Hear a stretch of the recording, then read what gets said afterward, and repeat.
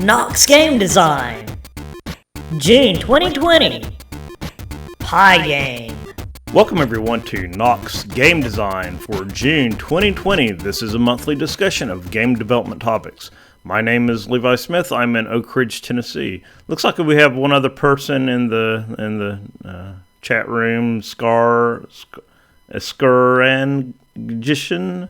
Not sure if I'm pronouncing that right. Not sure if that may be Jacob. I'm not hearing audio right now. But yeah, this month we're trying something different. Instead of the Hangouts, we're actually using the Discord meeting video, the meeting room. Yeah, so I'm not hearing anybody right now. I think let me turn that up. Okay. We'll see if anybody else joins in. Okay, so I'm going to go over a little bit of news. Exit full screen. So I think I can go here and share a screen and go, oops, I want to go back. I want to share a screen. Then screen one. Go. I think you just go live. So yeah, that's a little bit weird. Okay, so I think that'll work right there. So I think it's pretty cool because you can still see my face, and then also you can see what I'm sharing right here. So the first bit of news.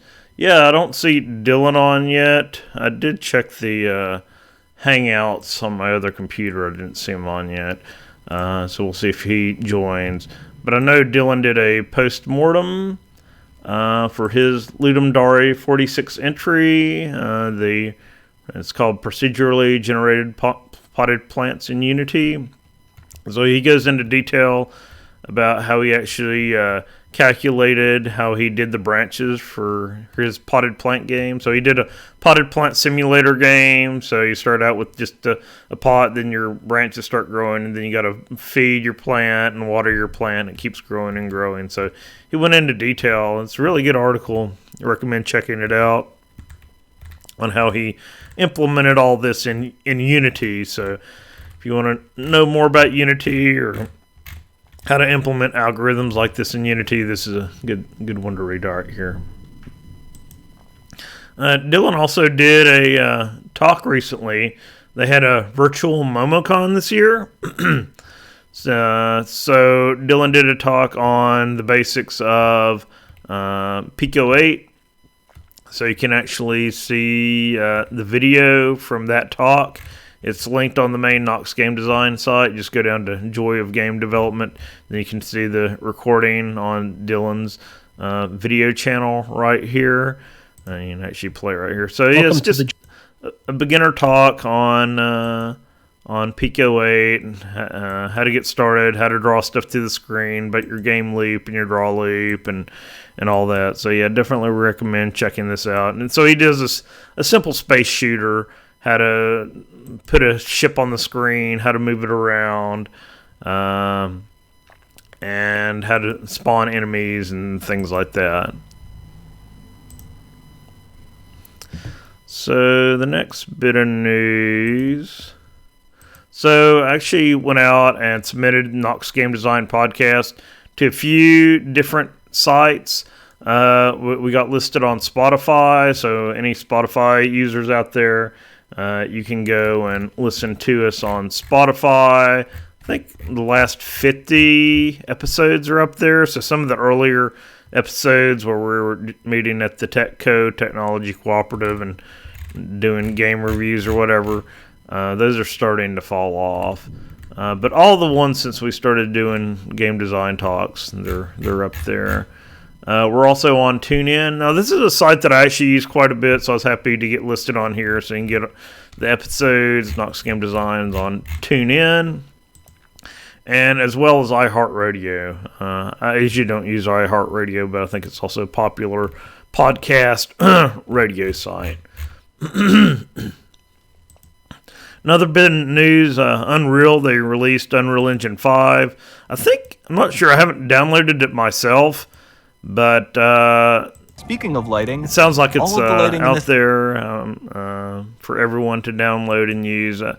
They have a little demo video here showing some of the capabilities, some like games and demos that they've created in Unreal 5. It looks like the lighting is a lot better. It looks like you can have a lot of more critters on the screen moving around at the same time. I'm not sure. They don't really get into the details of the editor or the ID or anything like that. So yeah, check out Unreal Engine 5 if you're into Unreal. I think they also changed the licensing agreement. I can't remember exactly what it used to be. I know Unity was like $100,000, so I think that after you make $100,000 and you have to like pay a percentage of your revenue to Unity. I think Unreal had a similar agreement, so I think they raised their cap to like $1 million or something like that. Also wanted to mention, so this week's talk is about Python. I want to mention the Knox Pi group. I haven't actually attended any of their meetings yet, but yeah, definitely check this out if you're interested in Python. And I was going to show off some of the things that I'd been working on. Recently, I've updated my Unity helper, so this is a little app that I wrote in Ruby. So what this will do is it will go through all of the games, Unity games in a directory, and it'll give you a lot of different tools that you can use to manage your game. So one new feature that I added is that it'll get the Playmaker version. It actually does that a new way now because before it was missing the minor version. But the reason that I originally created this was I had a whole bunch of different Unity projects on different Unity versions. So I needed a way to go through and see what version all of these games that I've written are on and which ones are on the latest version of Unity. So you can see like this one right here, if it's on the latest version of Unity, it won't be highlighted in red. But if it's an old version of Unity, then it'll be highlighted in red. Or if it's off by a minor version, it'll be highlighted in orange.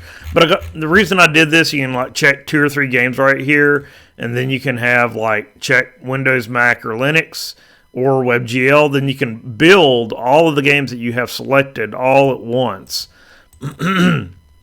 Just by pressing compile selected. It'll actually even put these in zip files if you're wanting to upload your game to a site like GameJolt, where you have to upload zip files, so it will do that for you as well.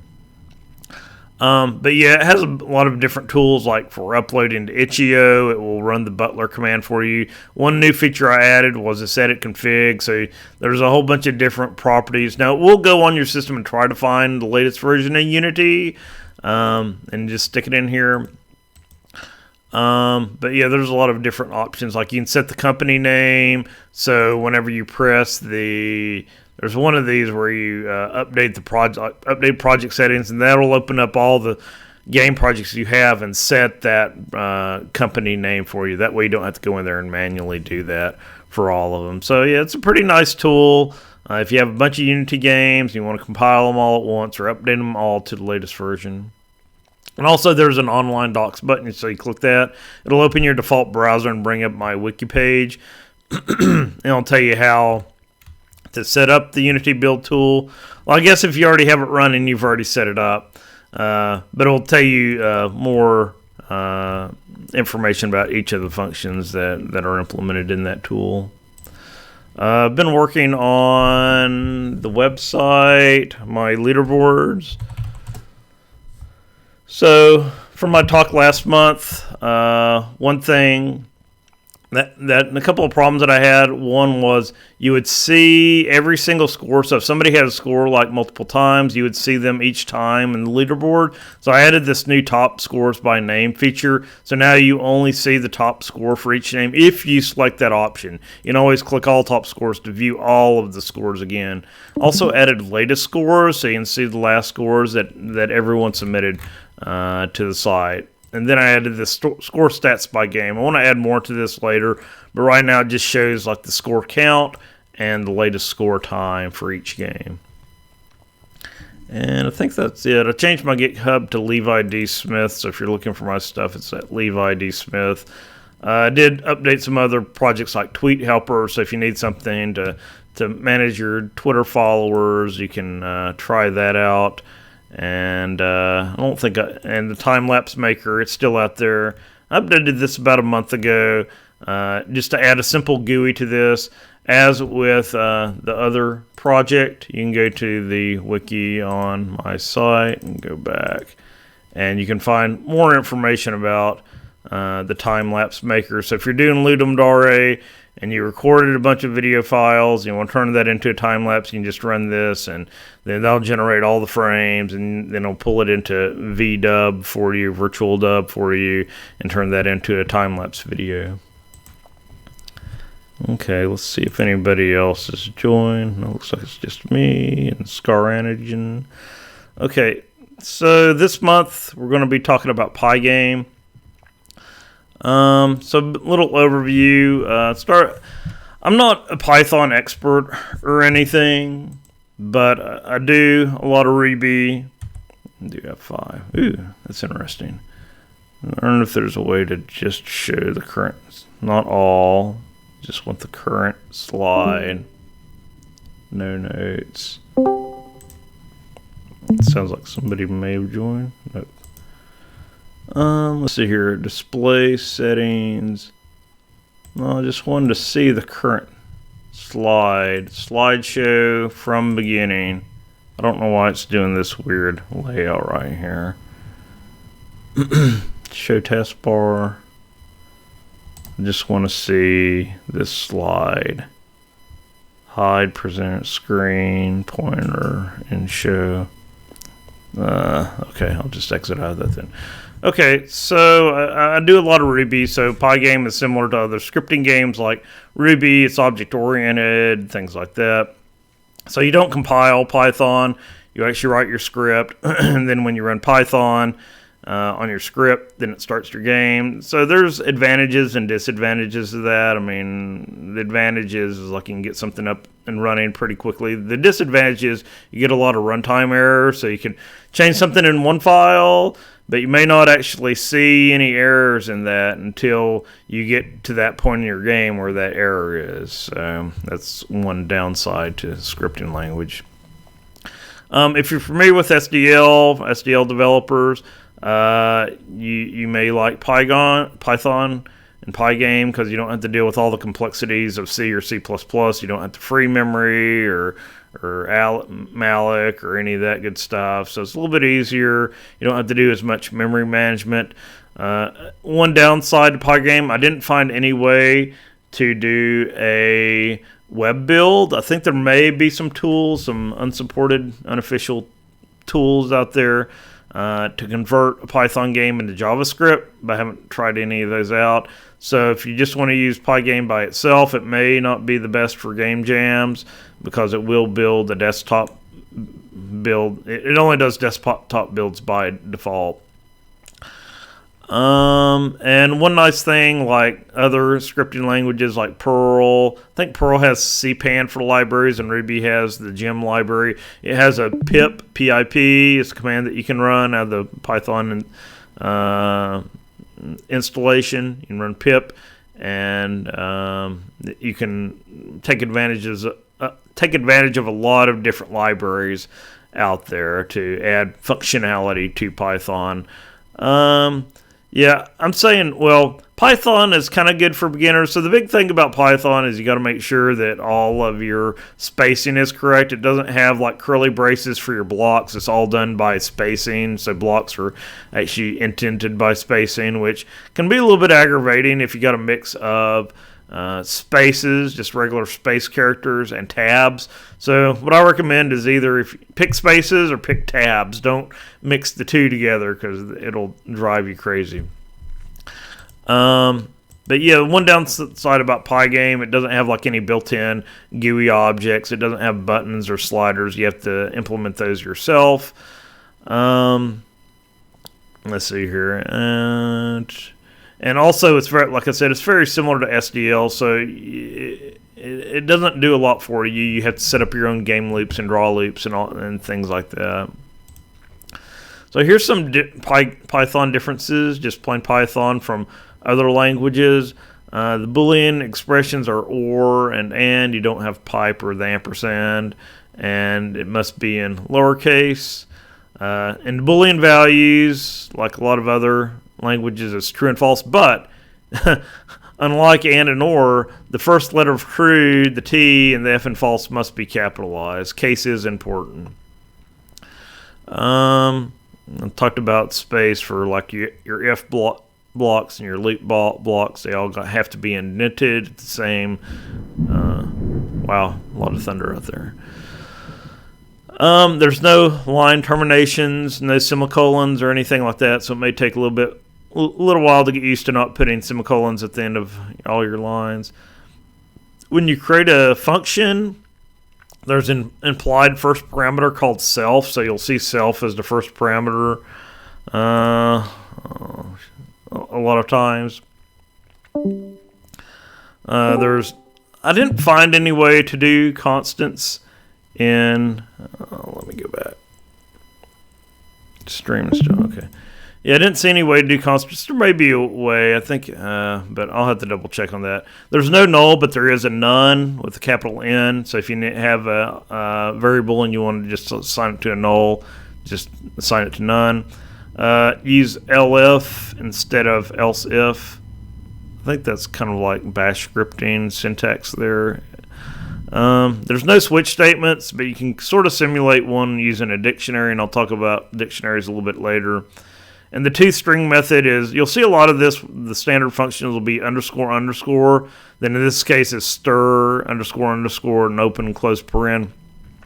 So what toString is, so I learned about toString in Java. Basically, if you have a class or an instantiated class, you can create the special method called toString. Then whenever you try to print that object without calling any functions or anything on that object, then it will implicitly call toString for you. So in Python, it's just __str___. So install Python, you just go to www.python.org downloads. Let's see if I can copy that link and open it up.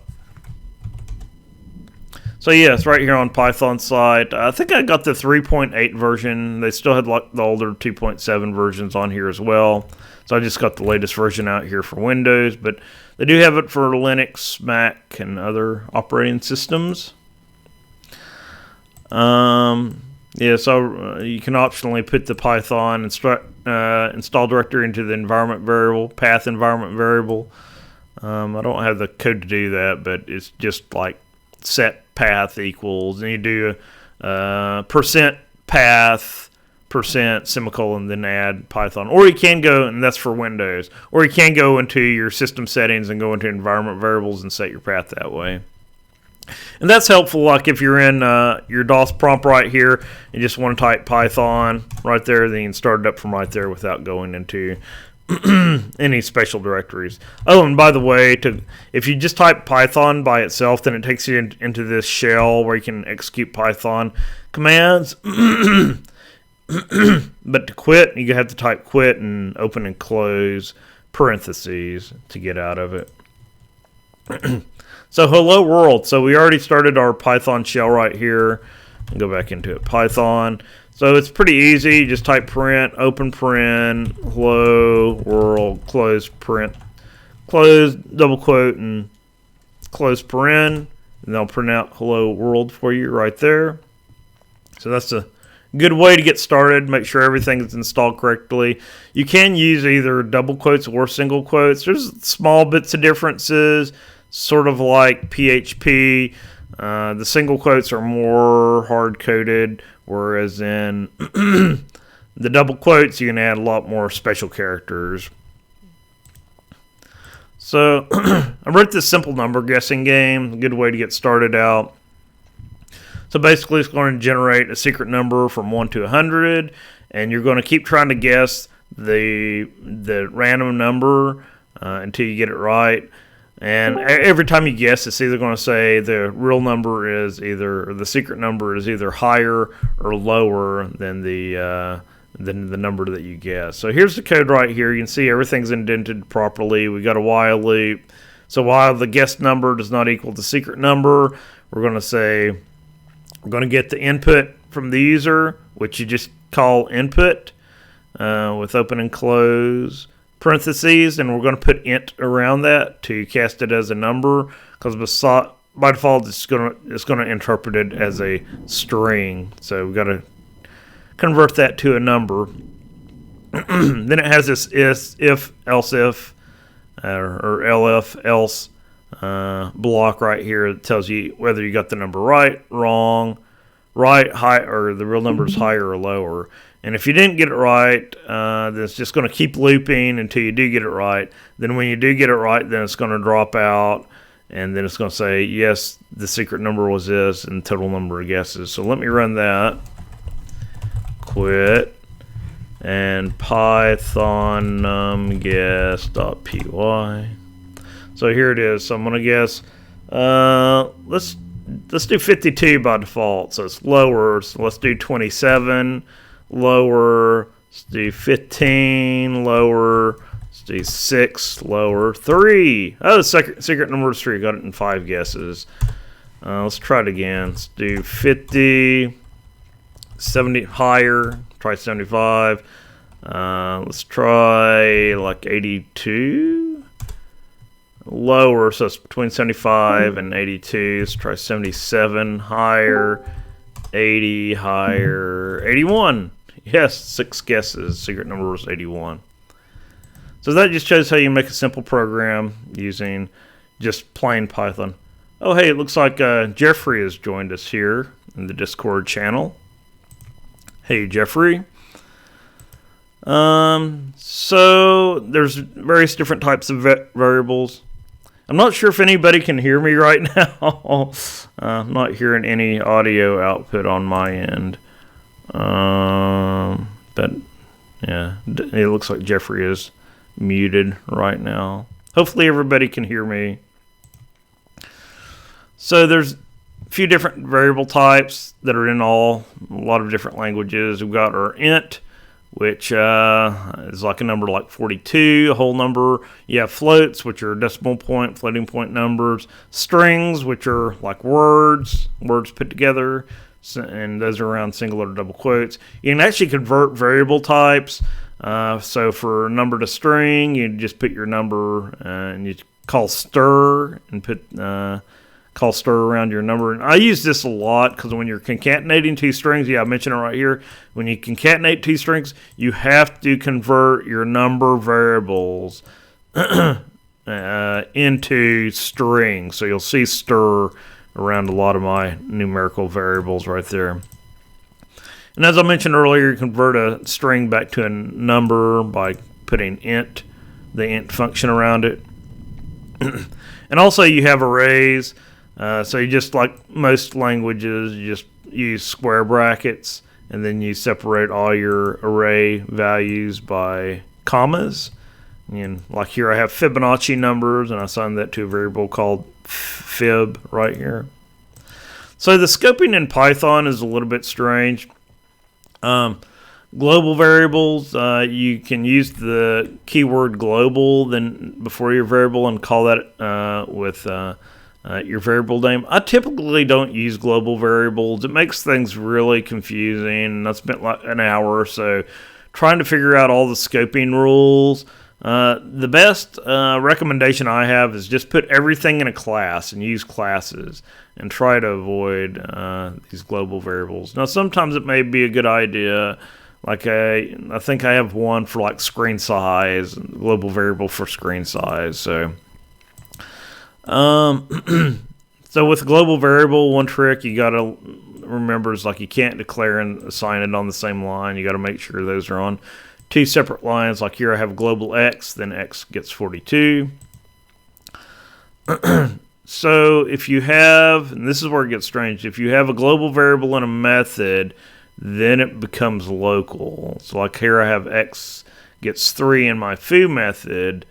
Then if you print that out, then it'll print out the local version of x instead of the global version of x, which is kind of strange. Then if I have it in another method, so if I have it in another method, but I don't assign anything to x, then it prints out the global version of that variable. So yeah, it's really confusing.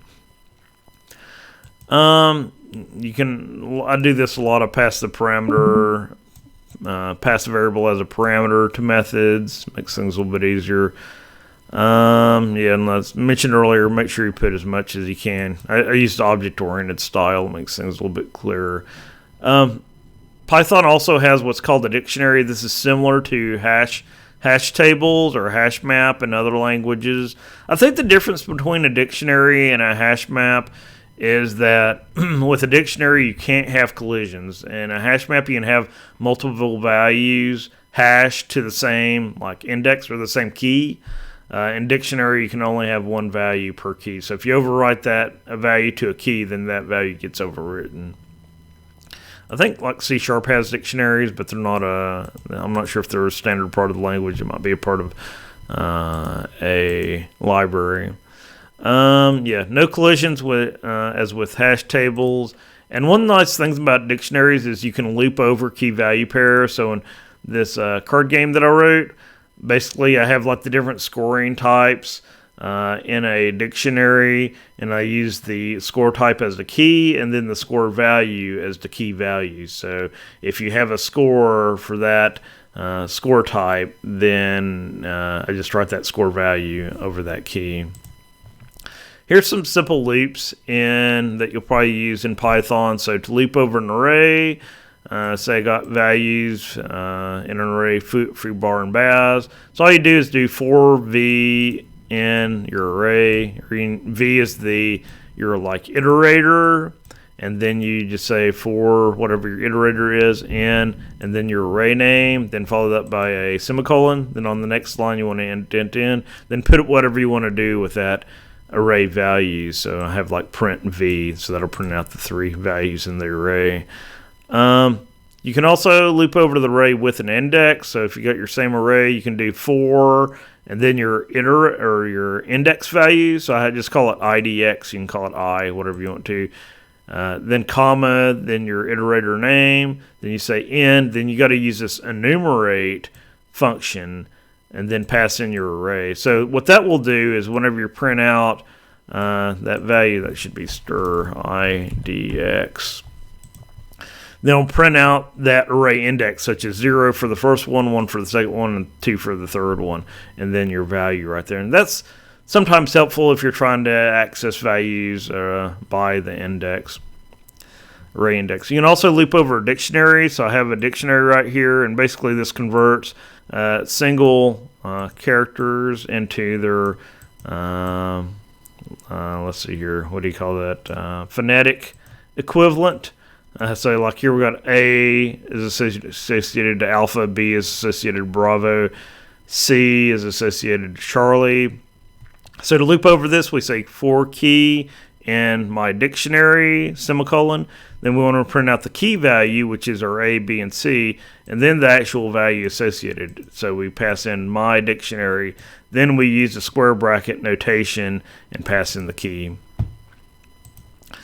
Okay, so that's the basics of Python. Now if we want to get started with Pygame, Pygame is the library that allows you to draw to the screen, like make a window, draw to the screen, handle keyboard presses, handle the mouse, things like that. All we got to do is go into the Python directory wherever you installed it, then cd change directories into scripts, then you just type pip install Pygame, and that will go out to the Python website, download all the files for you, and then install it for you. So it makes it really simple using that library. So drawing to the window, here's a pretty simple example of how to draw. We got like a line command, pygame.drawLine. Then you pass in your display. So your display is kind of like your window, your main window. You create a display with pygame.display.setMode. Then you pass in the resolution of your window. Now it looks kind of weird because it's got these double open parens and double closed parens. I found out the reason for that is the extra set of parens turns those two values, in this case 1280 and 720, it turns that into a tuple. which is kind of like an object. It's kind of like a point or like a vector in C#. So I'll take those two values and make those two values into one object. So that's why you see the double paren. So first set of parens is actually calling the function or the method. Then the second paren is saying, hey, pass these two values as one object, one point object, or one set of width and height. You can also set a caption. I just set it to test window using the set caption. And also there's this clock. You can call clock, and then you can call clock tick. And that's what makes your game run at a specified frame rate. In this case, I have it at 60 for 60 frames a second.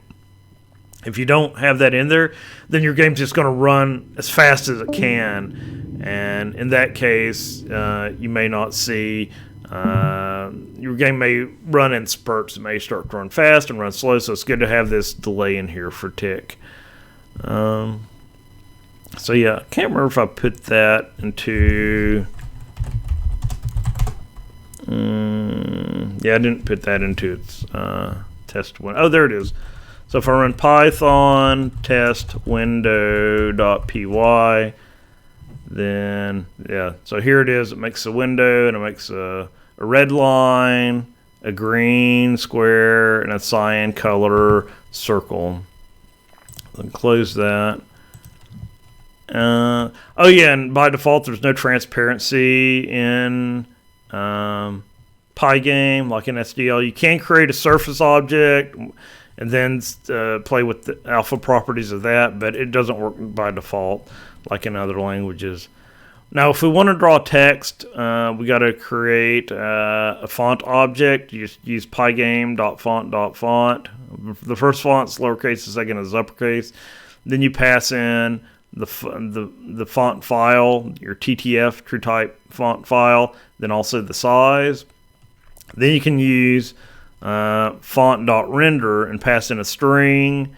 I forget what the second value is. It's a Boolean. I have it set to true right here. And then your color value. So the color value is an RGB tuple. So you just pass that in for the color right there. And then you just say display blit and then pass it in that value that was returned from the font.render. And then the position as well, which is also a tuple of two values, the X and Y coordinated on the screen. Images, you use Pygame image load, then pass in your image file, file name, and to display it, you just say display.blit, and then you pass in that image, and then the X and Y position. So images are pretty easy. One thing that I found out to just only display a portion of the image, you got to use the .subsurface method on your image file right there, or your image object. You can also scale your image using pygame.transform.scale. Then you pass in your image, and then it can give it the new width and height. I think there's a few other options. I can't remember if you can do rotates and things like that. You may be able to. You'll have to look back into that. So here's your standard game loop. So we're going to have like a keep looping. While keep looping, then you're going to process. So this looks a lot like SDL, which I talked about a month or two ago, a few months ago. So for every loop, you're going to say Pygame event get. So that's going to pull an event off the event queue. Then you're going to process those events. So events are things like quit, a key press, a key release, a mouse press, mouse release, or a mouse move, things like that. But first of all, you got to start up Pygame with Pygame init. Make sure you call that. I think at the end of your program, also make sure you call pygame.quit. That'll destroy and free up everything. Yeah, so we're going to quit when we get the quit event, process the events. So I always recommend you don't have to do this, but I remember when I started programming, I always put all my draw code and all my game logic in the same files, which that's not a good thing to do. Create separate update and draw methods. That way you keep the game logic and the drawing separate, which makes your code a lot cleaner and easier to maintain. So So you can call Pygame display update to update the display, your main display object. And I talked about clock.tick, which pauses till the next update, and exit, talked about that. So this is also looks a lot like SDL, simple direct media layer. When you're handling input, so you got your key down, pygame.key down, and pygame.key up. So that's going to execute these events whenever you press a certain key. So your key constants are things like pygame.k underscore q for q, pygame.k underscore s for s, and things like that. So you can use event.key to check which key was pressed. And you can also find online where the constants are. Okay, so that's handling input. So as I talked about earlier a little bit, Python is an object-oriented language, so you can actually define classes, so that will encapsulate the properties and methods of an object in one class. So here I have a ship class, so it has an x, y position, a width and a height, x and y velocity. I could have did these as tuples as well if I wanted to clean this up. It has a draw update methods, and it has a move left and move right. So you see for all these, it starts out with this implied first parameter called self. So whenever you're calling this, you don't actually put that self parameter in there. It's just kind of implied. When you create a new object, so I have my ship class here, you just say like whatever you want to call it. Let's say S. You do S equals, then ship, and open and close parentheses. In most other languages, you have to use the new keyword. So in Python, you don't use the new keyword. Indefine instance variables within a class.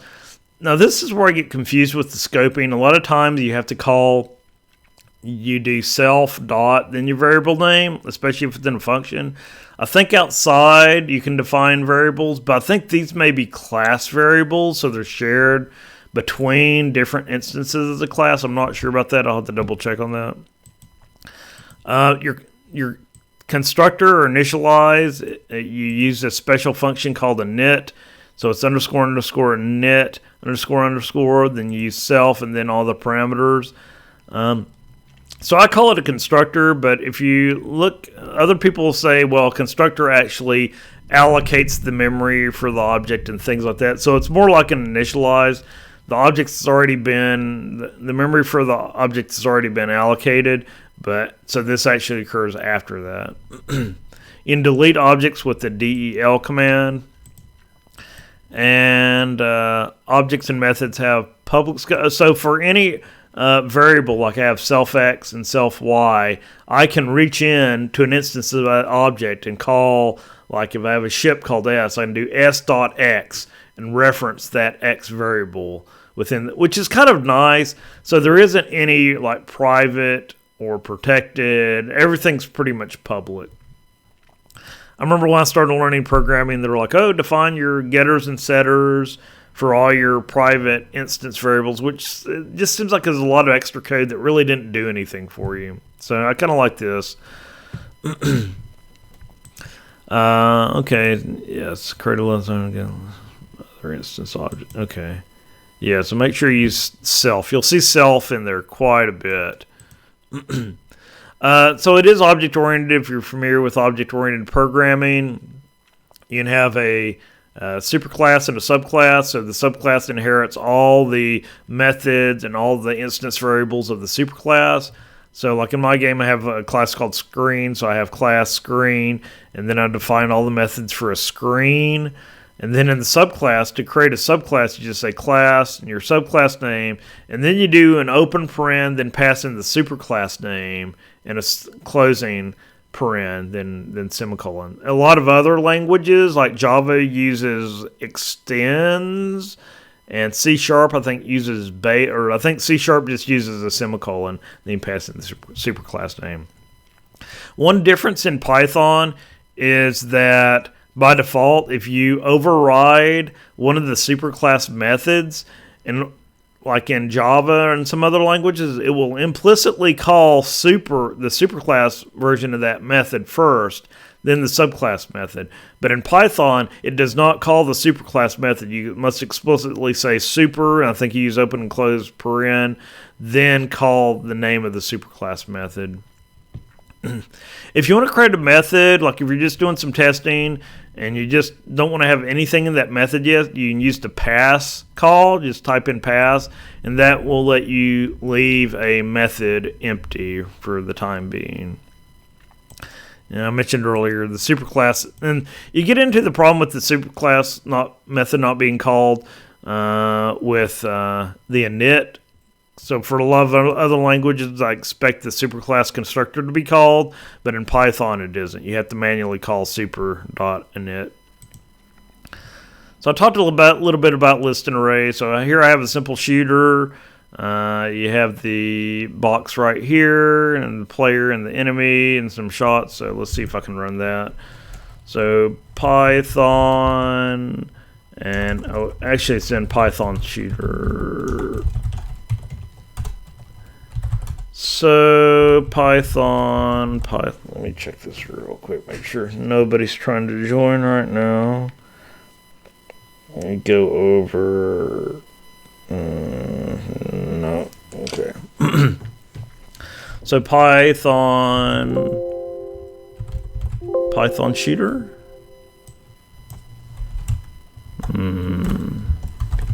There we go, Python shooter PY. So this is just a box getting to move around like that. That's the way I always recommend starting out. Just get a box moving on the screen. You can actually type. And this is all uploaded to my source code repository. So there's the code. It's pretty simple. It's the same code that was on the slide. So get your key presses working, up, down, left, and right. Just get it moving around first. Then the next step, you can go in. Let's see what this does. So yeah, this is moving, but when you release the key, then it stops. So the first step is just to get it moving around, but then it'll keep moving forever. So the next step is like whenever you release a key, make sure it stops. Looks like there were, oh yeah, I didn't have a false defined. I didn't do the capital F correctly there. So now I got an enemy moving around just back and forth, the green square. No collision detection or anything yet, but that's the next step. You get an enemy on the screen, moving around. And here I got the shooting working. So you can also see when the bullet collides with the enemy, then it goes away. Can actually go into... So I've been using Visual Studio Code for Python programming, which is pretty nice. You can also use... Notepad++ is another good one. So let's go File, Open File, and let's go into Python Shooter 4. So you can see here I have a ship. You can put both your classes in the same source code file. Typically I put each class in its own file, since that's kind of like how Java and C# and a lot of other languages do it. So here's my enemy class. You got your X and Y, width and height. It has a countdown, so after 2 seconds, it's going to change the direction.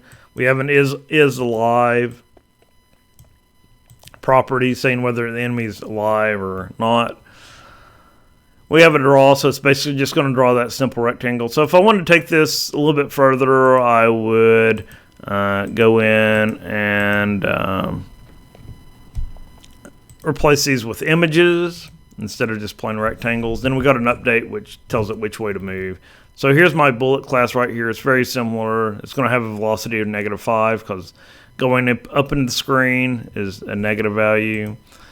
And then I have a check collision, so it's just going to say if the bullet is within the bounds of the enemy, then we're going to delete the enemy, set the is alive as to false, and destroy the enemy. So I forget what the final version is. Simple Shooter 5. Oh, so the last version is multiples. So you can see here one improvement that can be made is whenever the bullet collides with the enemy, I should also delete the bullet as well, because this is kind of like a bullet just keeps deleting everything in its path. So you can destroy multiple enemies with one bullet right there. So, yeah, if you wanted to improve this, you could add a score and different types of enemies and all that good stuff. So, yeah, it's a simple Python shooter game right there, and just not many lines of code. So, to do music and sound effects, use Pygame.mixer. You can call it music load and give it the MP3 file that you want, which is pretty nice. You can use set volume to tell it how loud it is. Then with sound effects, you can use Pygame.mixer.sound to load the sound effects. I'd typically use WAV files. And then to play your music, you just use Pygamemixer.music.play and pass it in a -1 to make it loop infinitely. You can also pass in like a 1 if you only want it to loop. You don't want it to loop, or 2 if you want it to loop twice. There's also a special event called Song End. So if you actually want to do something after the music stops playing, you can look for this sound in event, which is pretty nice. I don't know any other language or library that does that. I think basically in most languages you have to check yourself to see if the music has stopped playing. And then for your sound effects, all you have to do, if you have a sound object, you just call .play and they'll play the sound effect for you. So as I mentioned earlier in Pygame, I'll try not to go into too much detail on this, but it has no GUI objects, no buttons or anything like that. So I created my own button called class button. It's got like a position, a width and a height, the label, and just to give an example of how this can be implemented, it doesn't have any input fields or anything like that either, like a text field. One thing I'll just say about this, one thing that's nice about Python is like in my button class, I have an action value, which I don't see in here. I guess you just have to manually assign it from outside of class, but whenever, oh, here it is. Return, no, I don't have it. I guess I call it from another class, but you can assign a function to, oh, there it is, self.action, none. So you can actually assign a function or a method to a value, which is pretty cool. So whenever this button is clicked, then you just say button.action, then put open and close parens, and then it will call that action that you assign to that button, which is pretty cool, which you can do in other languages, but you can assign it directly to a value right here. One thing you got to watch out for is that will only call the action with no parameters. So to call an action with parameters, you have to assign those parameters as an array to like another value in your button class, which I do have in a later version of this. So basically in my screen class, I'll loop through all the buttons that have been created from that screen and check to see if any of them have been pressed. Then if they have been pressed, then call that action.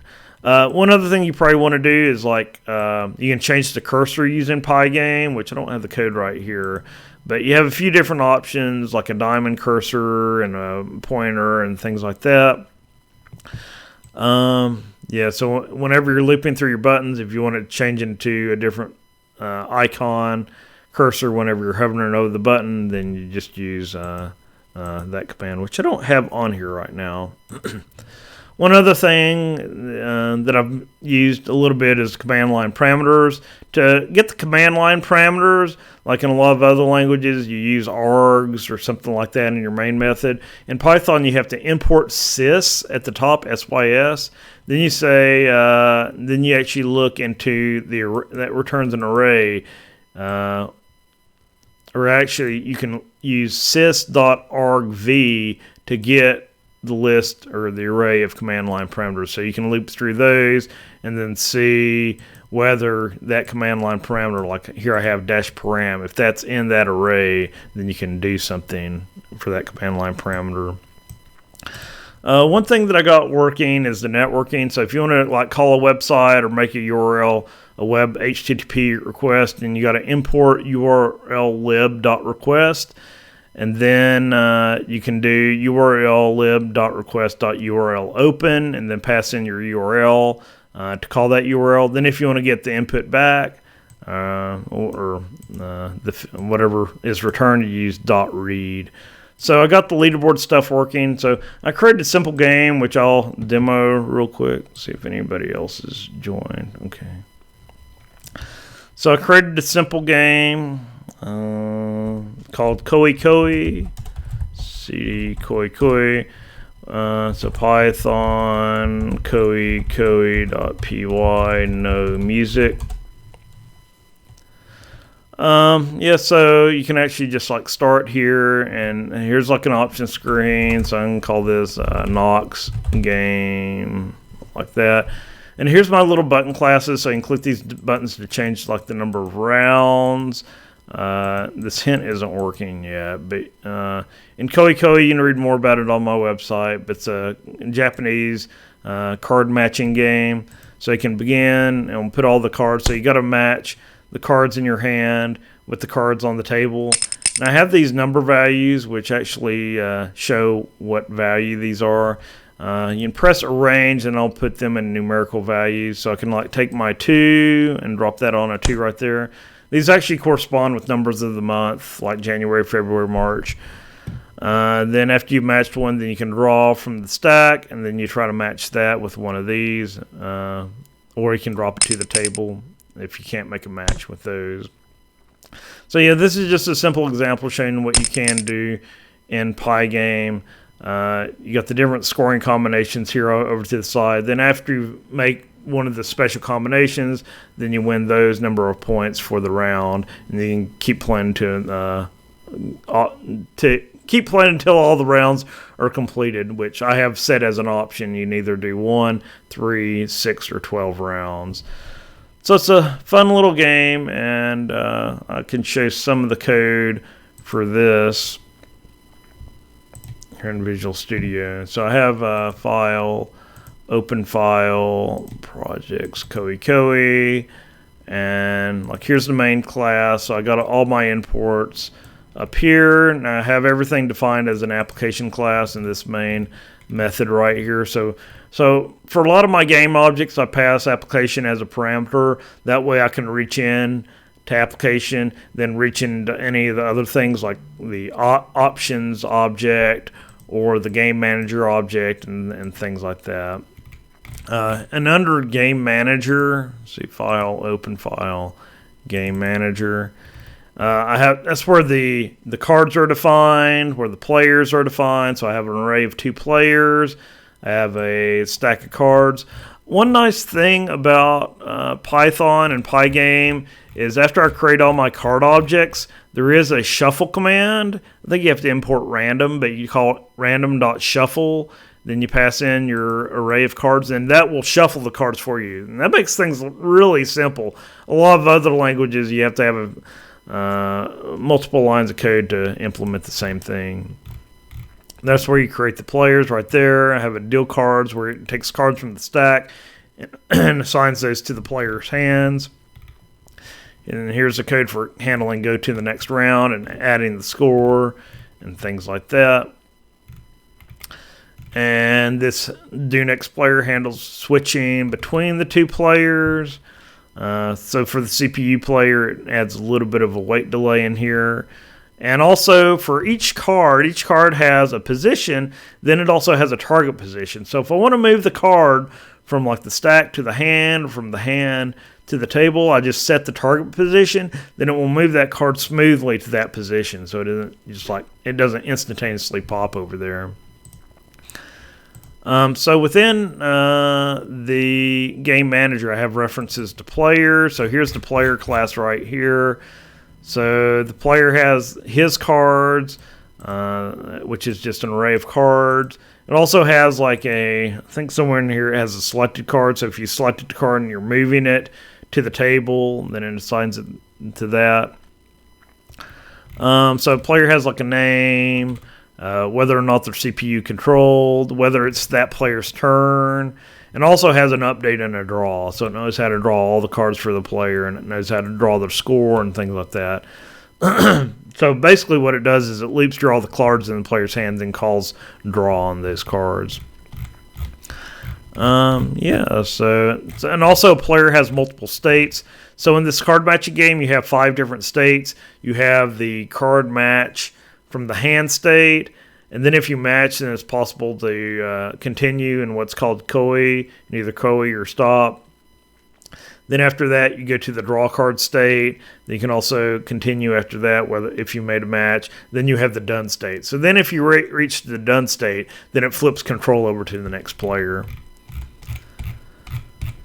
So file, open file, card. So here's the card class right here. So it has all the attributes of a card, such as its value, the month, then all its properties, whether it's a light card, whether it's one of the special like moon or curtain cards, whether it's a ribbon, a poetry ribbon, a blue ribbon, whether it's the sake cup, or if it's a special card. So that's the card, and it handles the draw method, handles all the drawing. I have this stir command, the 2-string, just for when I was debugging. It also has like a checked hover that's used to check and see if the card should be highlighted or not. See here, open. I also have a draw helper. So what this does is, this is kind of a utility class right here. So what this does is it draws text with the shadow, which requires 2 calls to the font.render. First to draw the shadow, then next to draw the actual text on top of it. Open file. Yeah, that's about it. I have a score class. So this keeps track of each player has a score object. So score checks and sees if you've made any of the combinations, the special winning combinations, scoring combinations, based on the number of cards of each type that you have. So if you have 3 blue cards, 3 blue ribbon cards, that's a score.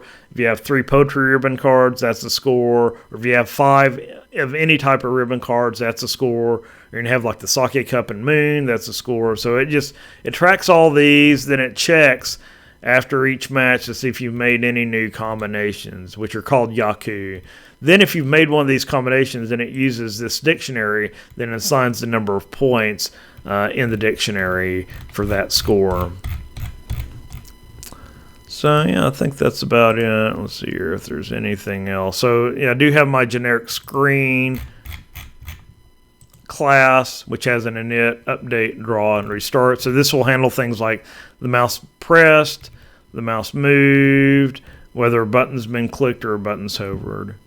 So typically I take that screen and then I subclass it. So for like the title screen, so I'm going to do like what I talked about earlier. I'm going to call class screen title, then I'm going to pass in screen. It kind of looks like a parameter. That just means that's the superclass.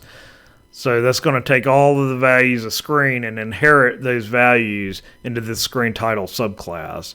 But like I said earlier, you got to call super init to call the superclass init in the subclass init. And then I have things like setting up the buttons, making your buttons, the updates, and draws. So making a subclass helps a little bit. It reduces the amount of duplicated code. If you can have code that's shared between all these screen classes, you just put it in the superclass. That way you just write it once. Or if you have to change it, you just change it once, and you're not changing it for every single subclass. So that's about it. Yeah, I didn't hear from anybody. I saw Jacob and Jeffrey jump in. But I'm not sure if their audio is working. So I appreciate everybody joining. Let's see if I can put this back on me. Oh, there I am. See if there's anything else that I need to share out here. Oh, so I was going to mention Jared in the Discord channel. Oh, we had one new person join the Discord channel. I'm not sure if I can jump out right here. I think if I go over here, it's going to totally kick me out. Let's see here. But yeah, check the Introduce Yourself channel for all the new people that have joined our Discord channel. I was going to check out Jared's game, if I can bring it up. GitHub. Jared. So he's been working on a dungeon game. Oh no. It's not coming up. But he's been working on a dungeon game. He showed off some of the textures he's been working on, like the bricks. And I know he was asking people in our group, is like, well, does kind of like the shell shaded or cartoony graphics work better than the real graphics? That's also people chime in saying it really depends on what type of game you're going for. If you're going for like a Resident Evil survivor horror game, I guess you'd want to use the more realistic textures. But if you're going for something more like a kid's game or some like a comic book style game, then you go for the cell shaded graphics there. So yeah, we'll see if we keep doing the Discord or not. May go back to the Hangout since I didn't hear from anybody today. But yeah, so I have a few more talks planned coming up in the upcoming month. I had an idea. It'd be cool to talk about color. I don't think I've talked about color before, but like the different color, like a technical talk on color, like the different color methods, like your RBGs and your CMYs, and maybe go into a little bit of GIMP to talk about how to actually modify color for a game, for your images. Give some tips on that. Then I still have mono game on the list, so eventually do mono game. And also, I can do a talk on Allegro. And also, I don't think I've talked about JavaScript and Canvas yet. So that'll be a good talk to do as well. So I think that will take us all the way out till October. And October should be Ludum Dare 47. So looks like we got talks filled up, but filled up until October. If anybody else wants to present on a topic, everyone is welcome. Just send me an email. I think it's levidsmith@knoxgamedesign.org and say, hey, I want to do a talk on this. If anybody wants to do a talk, otherwise I'll do these topics for the upcoming months. So yeah, so be sure. Whoa, that's interesting. Be sure to go out and check out Knox Game Design. I don't know how to get back. Focus. I don't know how to switch this back to me. Oh, there we go. So yeah, be sure to go check out the website, knoxgamedesign.org. Oh, that's one other thing I can show off. Oh, crud. On the website, I added this new thing called Knox Articles. So I used an RSS aggregator and installed that. So what this does is it goes through and looks at the articles on all of our sites of the Knox Game Design members. So if I missed anybody, let me know. I'm just asking, is like, well, I want to keep this to like people that have showed up to a couple of meetings in the last few years. So if you've been to some of our meetings, let me know where your RSS feed is and I can add you there. But this is kind of nice. It's going to go and like pull these articles from each of our sites. So here's Dylan's article that he wrote on recording a panel with video software. And then you can see some of mine. Like it actually pulls some of my games and like my February 2020 summary. So just trying to get a little bit more exposure to our personal sites where we've written articles. It also has Joe Miller stuff, like the stuff that he wrote up, his postmortems right here. I think he has a couple more detailed ones. Let's see here. Results, spoilers. He also has a postmortem and time lapse for some of his games. So yeah, if you want to check out some of the articles that we've written, go to knoxgamedesign.org and look under Knox Articles. You can also get the feed itself and just click on that up there, I think. And it should redirect you to the feed. Maybe not. Maybe you have to actually type in feed at the end. But I can put that link out there for anybody that wants it. Yeah, so that's basically it. Switch back over here. Aw, crud. Yeah, I'm going to have to learn this new Discord interface. It's kind of crazy here. Okay, appreciate everyone joining, and I guess we'll be back in a month.